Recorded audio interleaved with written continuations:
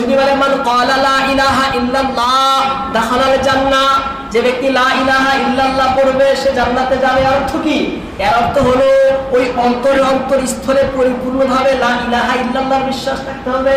হ্যাঁ, লা ইলাহা ইল্লাল্লাহর মধ্যে পুরা আকীদা এসে যায়, পুরা আকীদা এসে যায়, পরিপূর্ণভাবে যদি বিশ্বাস করে তাহলে সে নিঃসন্দেহে জান্নাতে যাবে।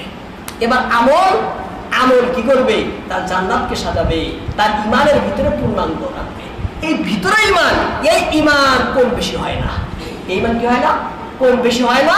100% সেখানে উদ্দেশ্য, 100%ই সেখানে ইমান থাকতে হবে। কিন্তু আমল যে ইমানের সাথে জড়িত, সেই ইমানকে আমলের কম বেশিতে এখানে ইমানের কম বেশি হতো। তাহলে বুঝলাম ইমান দুই প্রকার, একটা হলো মূল ইমান, হ্যাঁ, আর একটা হলো সাধারণ ইমান। একটা হলো মূল ইমান আর একটা হলো পূর্ণাঙ্গ ইমান।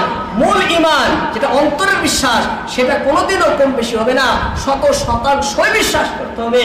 কেউ যদি আল্লাহকে 99% বিশ্বাস করে সে ব্যক্তি মুসলমান না, সে ব্যক্তি কিনা মুসলমান না।